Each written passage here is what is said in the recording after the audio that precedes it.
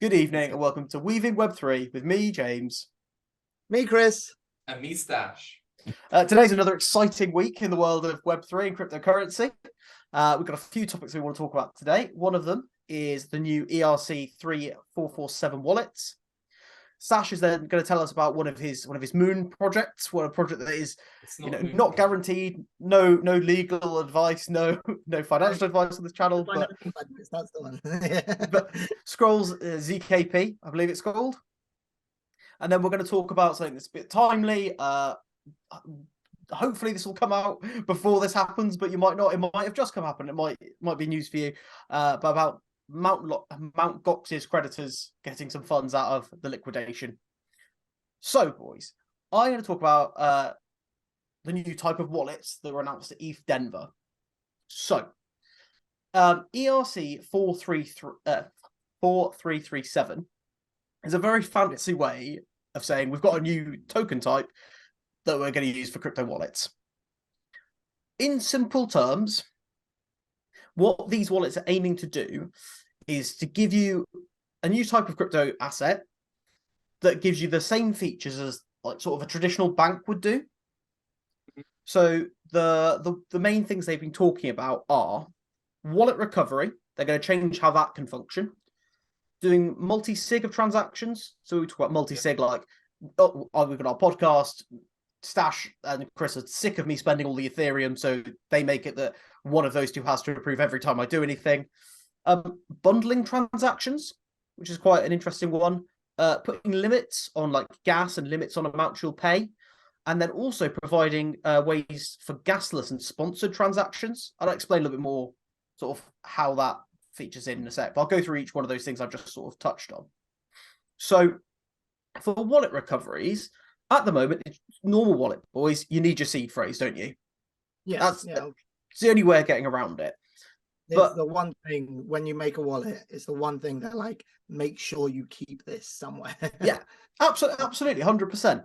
So what they are suggesting in this new version is they're going to do something called social recovery. Have either of you two heard of this? Yeah, I've heard. I remember Vitalik talking about it. Yeah, absolutely. So I haven't heard of it, but is it something along the lines of, oh, you include personal information and you can like regain access to your account through that? No, so it's not you don't need to include personal information. What you do is when you set up your account, right? Yeah. It'll still present you your seed phrase and you can save that down, but it will also ask you to add a number of crypto wallets of trusted people you know.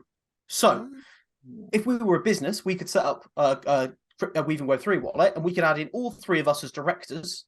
And then if we ever lost the seed phrase to get into that wallet, you need to get two of the individuals to agree it, and then you can get back in without your seed phrase.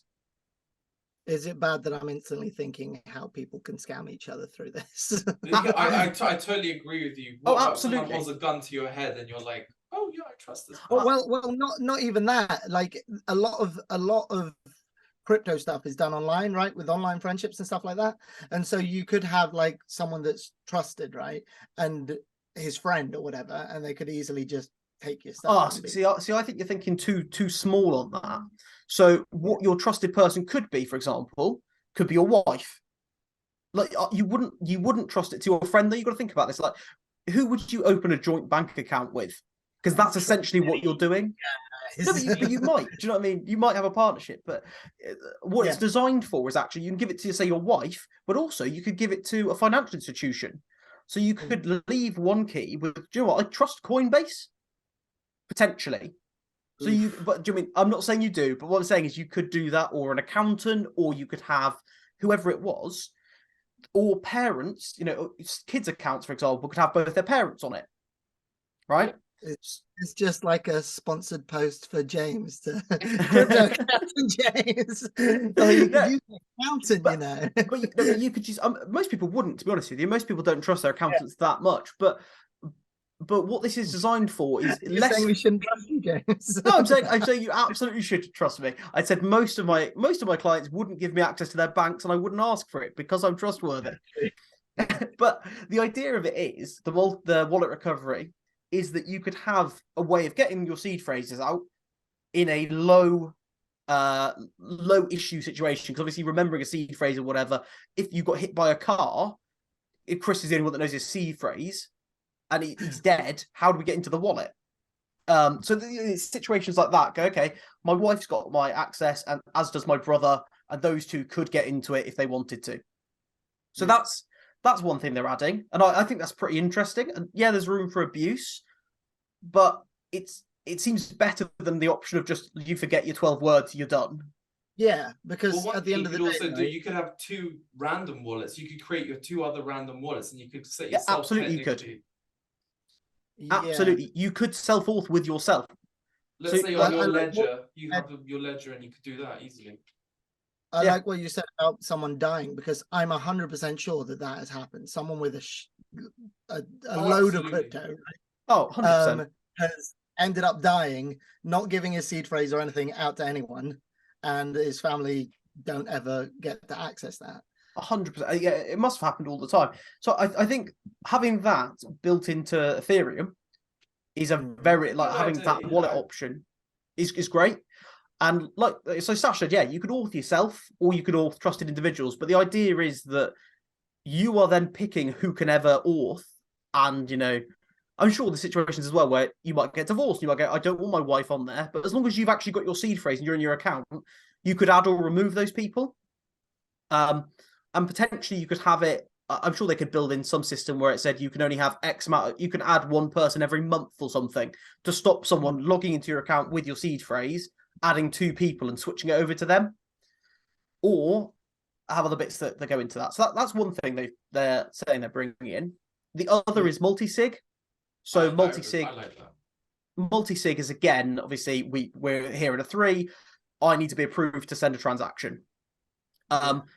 Gnosis Safe does this at the moment. If you've ever used that, to set up for us, but I was just too complicated. But so they do that, but obviously that's a different wallet type. Whereas they're saying these will be, you know, standard. We'll have multi-sig on there, so you know that's great as well. And I think a lot of the time we think about it from an individual's perspective, but also for sort of, you know, businesses. We've got a CFO, a CEO, and you know, HR. Oh, we need to pay someone. Is that approved? You know, that has to go through 2 of the board or something, which I think is good. And it's this sort of stuff that's just built into banks. The third thing I was going to talk about was bundling of transactions to make them cheaper. So if you're doing an NFT, you would have to like sort of upload or create the NFT and then list, potentially, right? So what they're saying is would allow you to bundle transactions to reduce gas. So put a smart transaction in of create list and pay the gas once, rather than paying twice for the essentially the same thing. So I thought that was quite interesting as well. It was an idea. It saves the user money, especially on Ethereum, which is already ridiculously expensive. Like we said last episode about the ICO. I was like, I'm not paying 50 quid just to get 50 quid. Yeah, it's nuts, isn't it? But no, so that's obviously that's an interesting thing as well. Doing things that way, and it's a good idea as well, isn't it? Because you think there's a lot of things that are a 3-step process or whatever, and you go, well, why am I paying gas 3 times? Because like you said, Stash, there, say in your MetaMask, if you've gone, okay, so I need to change ETH to Tether, then I need to buy whatever the token was. That was 3 different sets of transactions, wasn't it? If you could bundle that into a single smart transaction and pay, you know, £10 in gas, you'd be like, yeah, that's fine. No, I totally agree with you. And that's what a lot of, like, if you're a coder, you can do that. That's how often hacks happen. They write an entire piece of code that does multiple different transactions all in one go and stuff like that. But yeah, so I think that functionality would be good. Other things they've mentioned on there as well are limits. So you could have limits on the amount of ETH you could spend in a day, or limits on the amount of gas. Obviously, you'd happily pay. They've got stuff like that in MetaMask and things. Yeah. But limits on the amount of kind of like sort of they have on gambling websites. I think part of it's for that, absolutely, is to stop people overspending.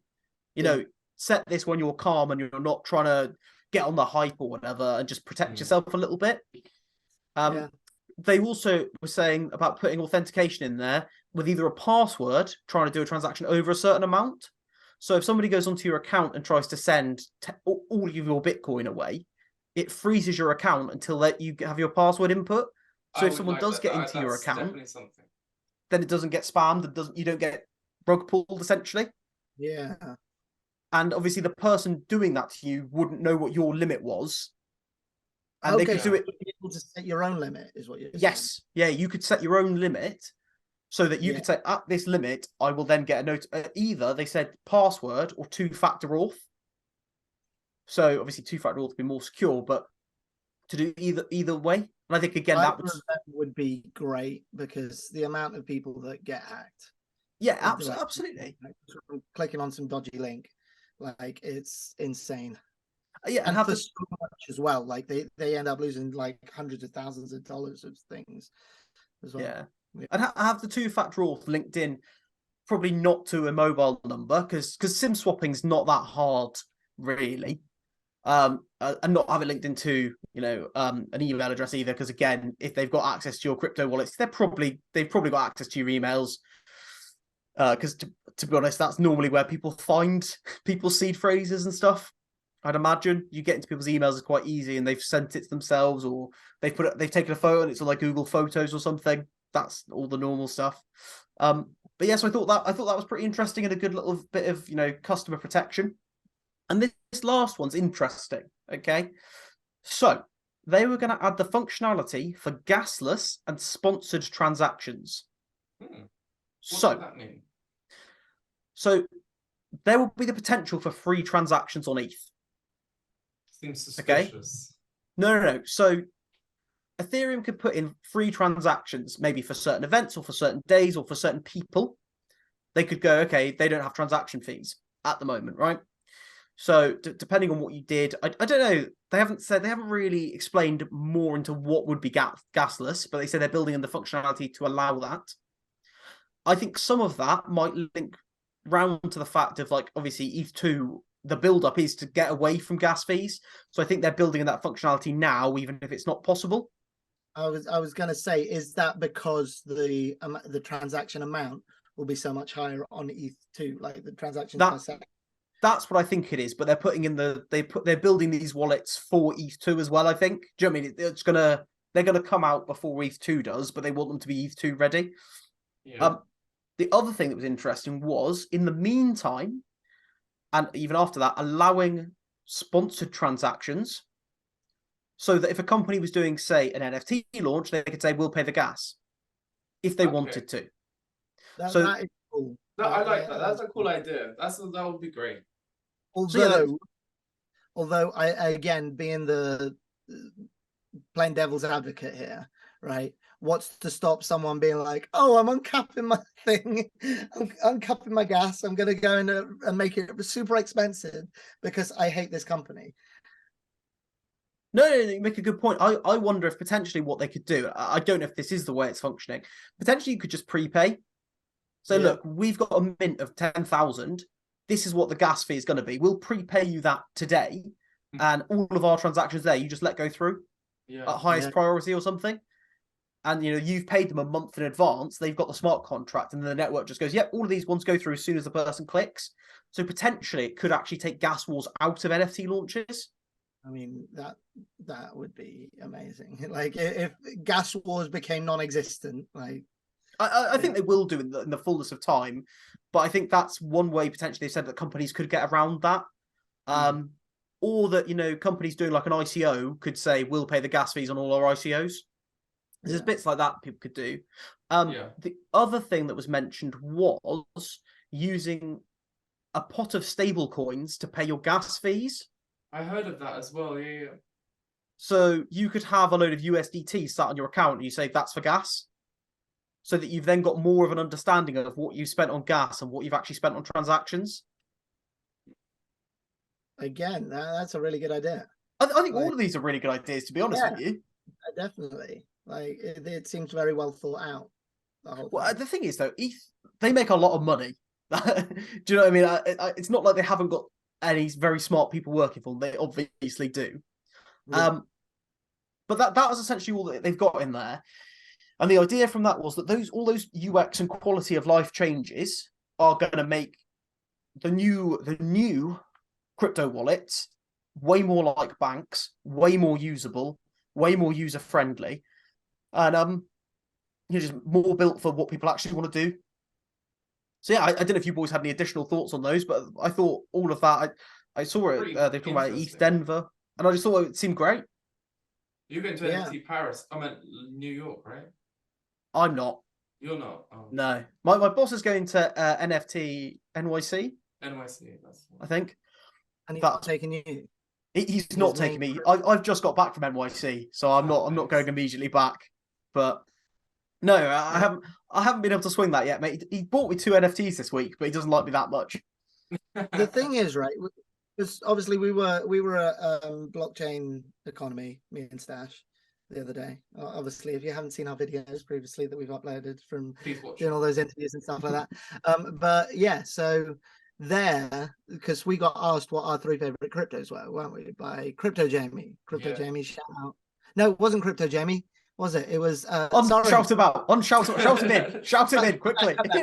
Crypto Phil. Crypto Phil, passive income with Phil. Phil was a legend. Shout out to Crypto Phil. Such a fun dude. But yeah, so whenever anyone said ETH, everyone was like, "Oh, bit expensive." Like they sort of didn't really respect ETH, sort of thing. Because I said ETH, and everyone was like, "Eh." But yeah, I think these sorts of things definitely, like, this is why I like ETH. Right? I'm a big ETH stan. They have the motivation, they have the money, they have the teams to actually do something progressive, and they are a market leader as well in the whole crypto community, right? So that's true. I feel like Stash is funny to me, right? Because he shakes his head when we talk about ETH, but he loves Arbitrum. And what is the native token on Arbitrum? ETH, but it's is it ETH? Is it? Is it ETH? They might change it once they launch their token. You never know. But they shouldn't. They shouldn't. That's their unique selling point. I know they shouldn't. Absolutely, they should. I think ETH's great. But anyway, no. I do just think ETH's that slow-moving beast, though. That I think it will be absolutely. I think you'll see a lot of people turn from Bitcoin maxis into ETH maxis. Oh no, the Bitcoin maxis are Bitcoin maxis for a reason. They hate. I don't think some of them will never turn. I think that train will leave the station. What about hexagons? No. I think at some point that Bitcoin train will leave the station or will lose ground to ETH. See, the thing is, right? Let's say once a cult, always a cult. Let's say, like, I don't know, Elvis Presley, right? Yeah. Elvis Presley. Who in this modern age listens to Elvis Presley? The oldies. Old people, exactly. Yeah. Who in this modern age likes Bitcoin? And that's sort of where I land, is that, like, it's what, you think they're all going to die out? They never die out. They indoctrinate their children, and then they become. No, it's not that I don't think it will die out. It's that I think the bigger growth will be away from Bitcoin. I think Bitcoin has obviously returned. I agree with you. It's returned really well, but I think, like, as Ethereum grows, like, Bitcoin to me is sort of Facebook. It's the biggest and the first social media, but the reality is, and it's massive now still, but Facebook is a dying beast because it's failed to innovate. And that's sort of where I feel like Bitcoin is going to end up. Is it's going to be a relic that people think is great, and it's really steady, and it's a good steady relic, but it is a relic. I mean, it's not Facebook, or is it? It's Meta.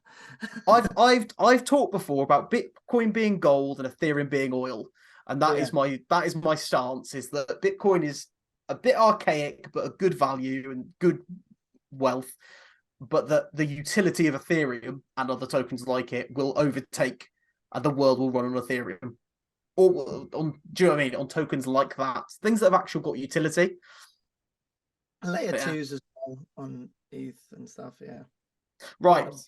There's something I will say. You just said layer 2s. I have found a project that's a layer 3 that I will do a deep dive into, because this is fascinating. It's built on top of layer 2s, and you're like, hang on a second, what is this? What is this?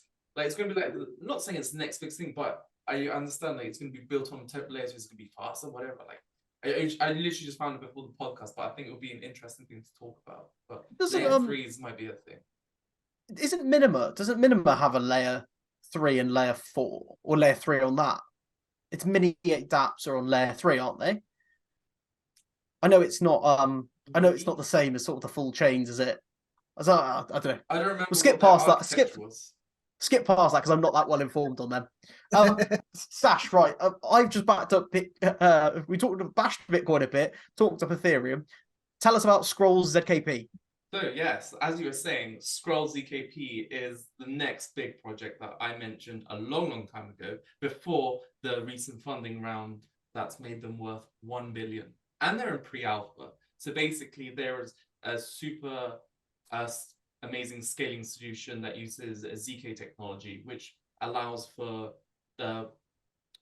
basically compacting your transactions into bytes that are essentially anonymized by using all this fancy ZK snarks, arcs, lots of different terminology that I could explain another day, but essentially it randomizes transactions so individuals can remain private and secure, and significantly upscales usability, and it's way more safer than let's say Ethereum. I think the technology is essentially what is needed, and that will work with other projects, because like I say, some projects need privacy as like the highest priority. Let's say medical companies, you would opt to use, let's say, a ZK kind of provider, unless you're someone else, you want to use like a public blockchain that allows everyone to see public information and stuff like that. So Stash, can you explain the difference to me between a ZK and a public?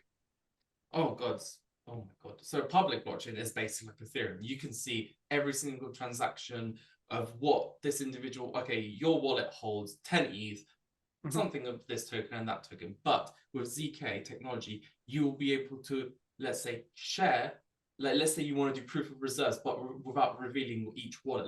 This is what some of the big Coinbases are trying to do, like, without actually revealing the actual wallets and stuff, that they can prove that they have like their reserves without revealing all the sensitive information. It essentially scrambles information without showing what it is. So it allows for companies to have verified information on the public blockchain, but whilst the details of that information is held securely, essentially hidden from sight, having been sort of coded.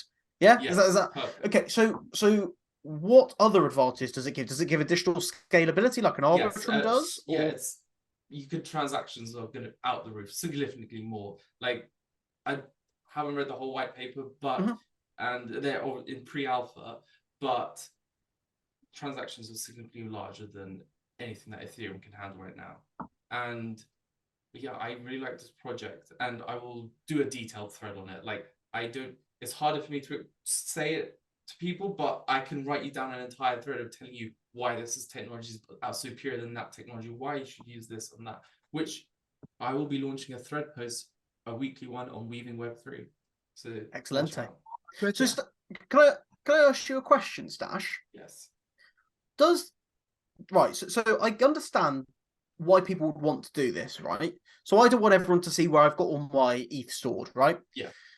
So get that. Does that not slightly dissuade from the point of the blockchain?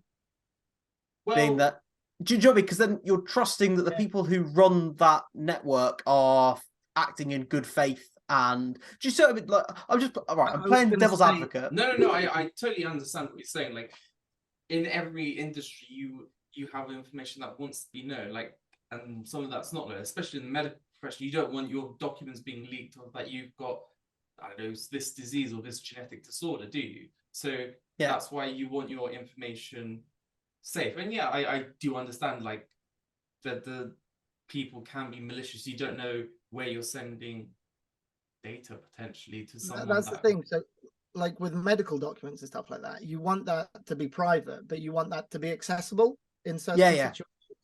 So obviously we've got like crypto like Monero, for instance, right? Which I remember talking, he came to my university, this guy who specifically worked with the police on crypto. And he was like, whenever I saw like a Monero transaction, I just gave up instantly, because you can't track that. You can't track the wallet that it's associated with and stuff like that. So what's to stop this becoming, let's say, the next Monero. Oh, in this situation, it's not exactly it. So I should have explained it properly, but it's not total anonymity. It's not like Monero, essentially. Like Okay. if I send you this, you can track transactions to wallets and all that stuff. But the way the information is scrambled is it's not revealing any of your information. So it shows you the data, but it obfuscates, or what's that word? Oh, yeah. It hides. I'm going to use that rather than a fancy word that means the same thing but sounds better. But it hides the detail of that. So you could see that Coinbase have received 10,000 ETH, but you then, once it's entered Coinbase, it gets hidden into what wallet it has actually gone into. Yeah, So that's still verifiable, all the ins and outs, but you just can't see their internal workings, is how I understood it. Yes. Yeah. Okay. Cool. Right. So that's something to look out for then. That we'll keep an eye on. They're not. I assume that they're not. They don't do their own their token or anything like that, because I assume they're building on, say, Ethereum. This is all using... pre-alpha right now, so they're going through audits, everything right now. Yeah. Presumably there will be a token. See, that's it's interesting though when I see stuff like that. I think, like, what's the point? Like, is their service not sort of? If I was there, if you're doing their business, would you not be like, okay, we'll charge the company that wants the obfuscation, or I'm going to stop using that word, the hiding of detailed information, because I don't know how to say it. The hiding of the information. Would you not charge them an additional fee or something for hiding it? Do you know what I mean? Rather than, because what's its own token going to do? I don't know. I'm landing in a place, boys, where I'm just a bit sick of every project having its own token. It's nightmare. It's rubbish. 99% of them are never going to do anything. Stop making them. But you're very anti-token. I totally understand your point of view. I guess, you know, like looking at comparing Arbitrum has no token is doing significantly better than Optimism and all these other chains. I do get you, but sometimes it's just in order to people to be attracted to using these chains, I guess they will incentivize individuals by it. If they have this token, they can use it. I don't know. It just seems silly to me, because, like, if you look at the world's currencies, right? They are getting fewer and fewer as we globalize. Yeah. And crypto is going the entire other way. Like if you look at Europe, like you have like francs, Deutschmarks, you know, like the Swiss still have their currency, don't they? You have the Greek drachma. Yeah, exactly. Stash, what was the currency in Poland? Zloty, still is. Zloty. There you go. So you've got all of these, right? But then across Europe, you had all of these. But then obviously the European Union started, and they engulfed loads of people. And like, we'll all use the euro because it's easier and it's more solidified.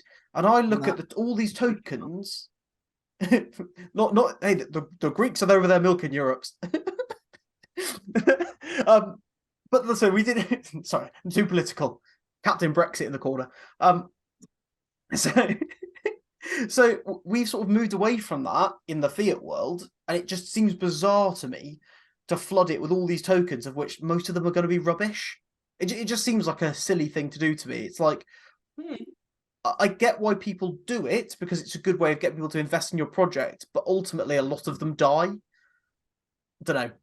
I would prefer that layer 2s go and do their layer 2 stuff, but natively use the layer 1 token they're built for, would be my preference.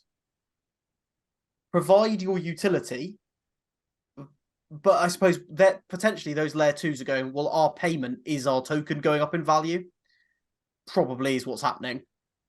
But I just think as an end user... I do like your thesis. It's a very interesting thesis. That's what I've been thinking about a few times. Like, why is...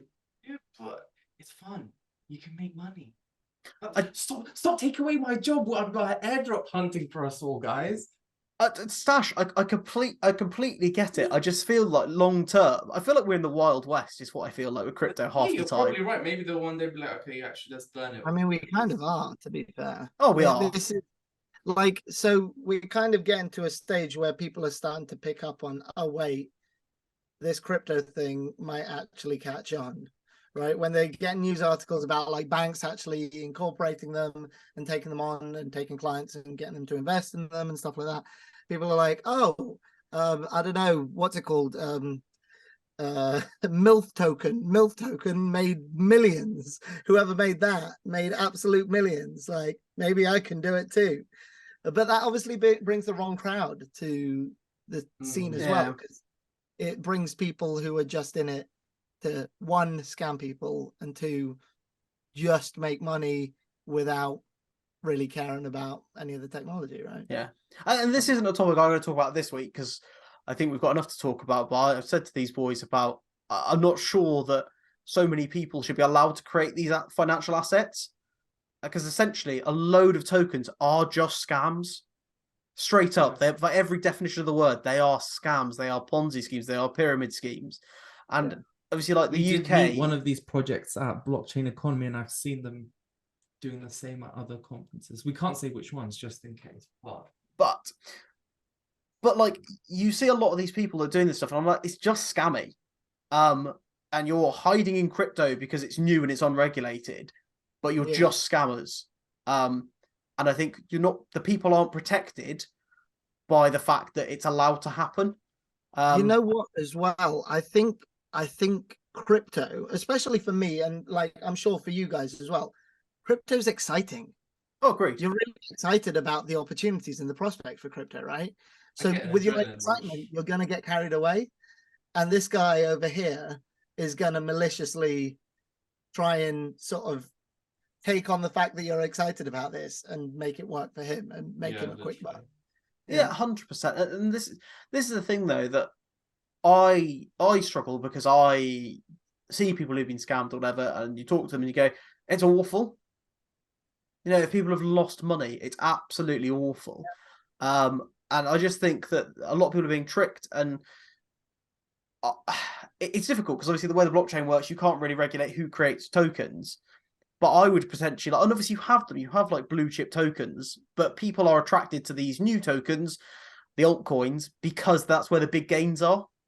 But it's hilarious to me, right? Absolutely. Because actually, if you said to somebody, if you buy Ethereum now, the likelihood is that in 10 years it will have averaged you 10% gains year on year. I suspect it'll actually do better than that, but people think, oh, it's not really good enough, because of how volatile crypto is. Yeah. Because you could put money into the S&P 500 and probably average out. Never get that. No, you'd average out probably 10% per year is what the S&P 500 aims for. But it's so much less risk, because it's backed up by massive corporations that go out. So, but it's just interesting because I get token fatigue. Stash is what I get. I see all these tokens created, and I just think, oh, so many of you are just rubbish and will just go nowhere. And every little project going, we've got our own token. Be like, oh, it's so cool and quirky and unique, just like every other project ever created. Yeah, no, you agreed. Like I had a massive go at a project. First thing that they showed me was their price on CoinMarketCap, and straight away I was like, hey, what the hell? Like, why do I care? Like, and then I grilled them about their tech, and then they got angry at me. Yeah, there were more than, it wasn't just Stash. Stash actually got a bit of a reputation from going around and actually grilling these people, because the people we were talking to, they all kind of agreed that some of the partners were a bit dubious, right? And they were like, oh yeah, no, I saw you like having a go at them around this, that, the other. He was sort of the Karen at the conference, being like, no, let me see your protecting the people. He was taking the tax knowledge I'd given him and shouting at politicians. Exactly. But no, look, but it's good to be that skeptical person, because, like you said, there's people out there who believe the hype. But I think as well, you've been in it long enough that you're like, and also I think in the bear run, they've probably got a lot less ears listening. Those type of people have got a lot less ears listening, because a lot of people are going, lads, money's not coming out of anywhere at the moment for a long time. You know, more like the base rate for interest is going to go up again soon. I'm certain in April. The CPI index in the USA, they're saying it's going to go up as well. And there's some bad reports recently about the debt ceiling, and plus the Mt. Gox. I think crypto is going down soon. Like, we're going to get a massive spike. Yeah, we'll come on to the Mt. Gox in a minute, but I think the only way that governments have to control inflation is really interest rates. They want to make money more expensive to get hold of, so the interest rates will continue to go up. As interest rates go up, mortgages go up. you know, everything else goes up with inflation, and then interest rates will go up and hit you on the other side. Mortgages will go up, which will push rent up as well. People will have less money. This bear market is here to stay for a while. But enjoy the good time where you can DCA in and get some good prices, because when the bull run hits again, you'll go, I wish I could have bought, you know, ETH at £1,400 or whatever it is, because that's what happens every single cycle. People look back in the bull and go, oh, I wish I could have bought then. Well, you can. You're in it now. Today is now. Literally. Not financial advice, but today is now. DCA.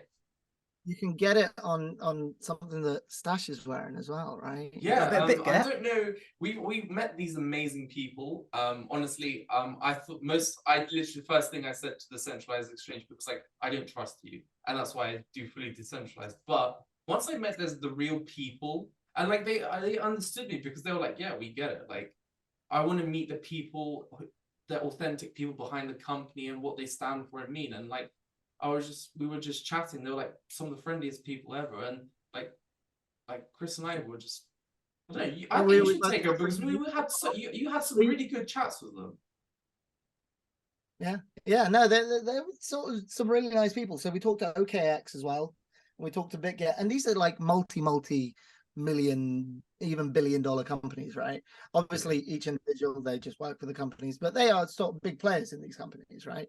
And they seeing how down to earth they were was really quite nice, because like From they don't. FTX, no one tried. I was just like we were straight up.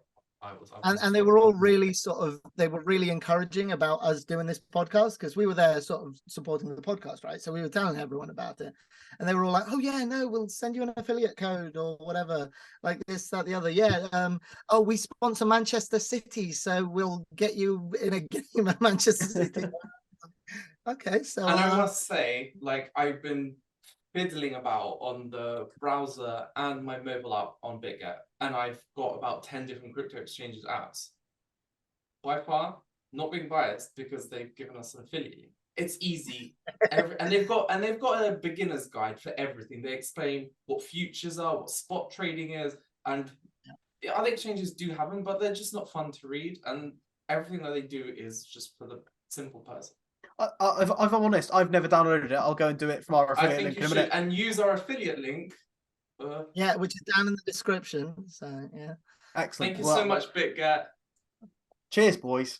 Go out Yeah. there and get some Bitcoin, you bit getters. Right. Not financial advice. Right, but just a Thank little you, Jeremy warning. from BitGet. Word of warning, though. If you're buying Bitcoin, potentially wait until mid-March. So, Mt. Gox is the granddad of crypto exchanges.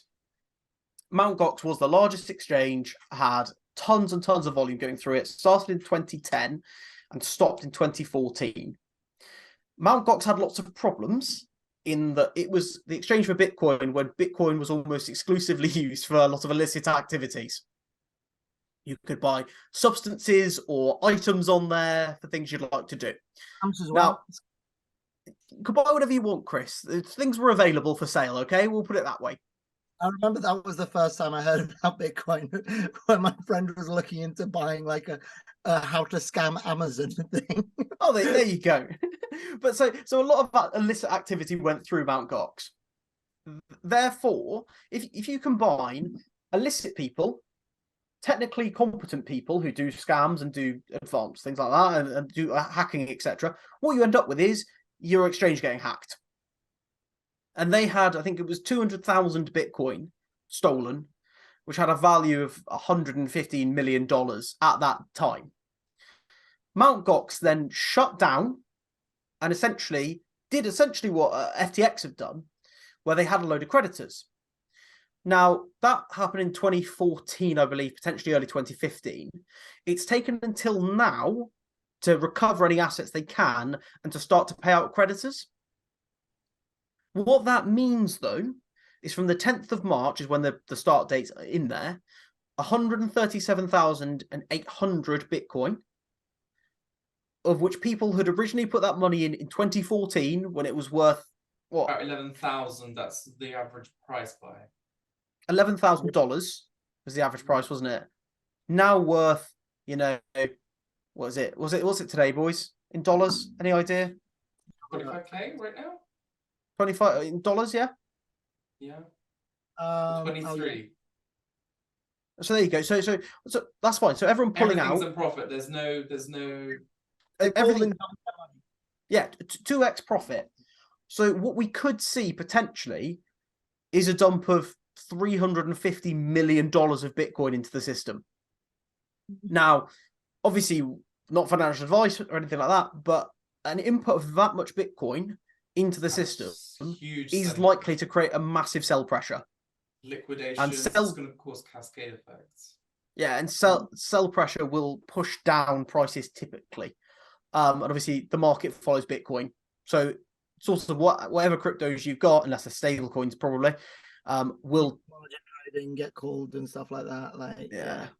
So there'll be a lot of hits coming, most likely. Now, again, does that date 10th of March actually happen or not? That's the rumors coming out. But yeah, so that's just something to be aware of. I hope there's a little bit of primer on Mt. Gox. That doesn't go into it, but there's great stories if you want to go and have a listen to anything about Mt. Gox.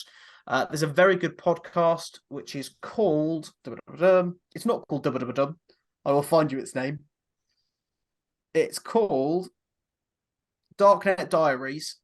They do an excellent couple of parts, I think, on Silk Road and Mt. Gox, which is fascinating. Silk Road was the original website that you could buy a lot of illicit substances off of, and it ties in with Mt. Gox and the rise of Bitcoin. So that's a great podcast. Go and listen to if you want a little bit more information on the early beginnings of Bitcoin and what Mt. Gox was up to. But yeah, I think then, gents, that's all our talking points today. We'll say it again. Yeah. If you want to get Bitcoin, get some. The link down below. The link in the description. Exactly. But apart from that, boys, it's been a lovely evening. You're missing one more thing. Oh, Sash, you've actually got a treat today. Yeah, I need to go downstairs though. 1 second. Oh, okay. Cut that.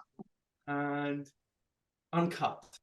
So, where is it from? This is something I've really wanted to try in a long time. It's not your typical donut, but what is that? It's a layered donut? The Stash, you're just too fancy for me, mate. Is this a baklava type dessert? No, it's not a baklava. Oh, baklava. It looks like a load of. Wait. Yeah, I have no idea what. I've got no idea. Looks like a grey cream underneath. Is that cream in there, Stash? Yeah. So Stash is having, as he usually would on a Thursday, a cream pie. Hey, don't get into the. He's having some sort of stacked cream pie. Don't know exactly what. Is that all? Is that all you get? Is that no? Isn't that a bit of not obvious? No. Is that pastry on the outside? No, it's something that everyone likes to eat, and there's a special day where you eat these. It's usually on a Tuesday. Is that a cream pancake cream thing? Taco. It's usually on a Tuesday. Yeah. Shrove Tuesday, pancake day. I was thinking Taco Tuesdays. I was like, what? They put a taco on a cream pie? No, it's a stack of pancakes with cream. It's a Japanese layered pancake cake. Oh, a pancake cake. Yeah, so each one is like a lovely. Obviously, we weren't going to guess it because we're not filming on our usual day, but it's so beautiful. Like they had. It looks amazing. That's crazy to me. I literally, I was me and Chris are looking at this like we've never seen anything like this. It's literally just like honestly, it's just pancakes on top of pancakes with cream. That you should try these things. You can get them in many available Japanese stores. Yeah, but funnily enough, I don't think I have a Japanese store near me. Do you know what, Chris? You've got much more chance of getting one than I do. Followers around me have never heard of Japan. They've got no clue what it is. Japan, then. They've got no clue what it is. Fair. Yeah. Rate that. So thanks for listening to our podcast, guys. Yeah, thank you. That was Stash's sweet treats have ended the episode. He's eating a pancake cream pie. I've been James. I've been Chris. I mean Stash. Bit Bit get some get bit. Moustache. Moustache. See you later. Nice. Oh. Right, So- Stash, put your cock away and look at what Scroll ZKP is.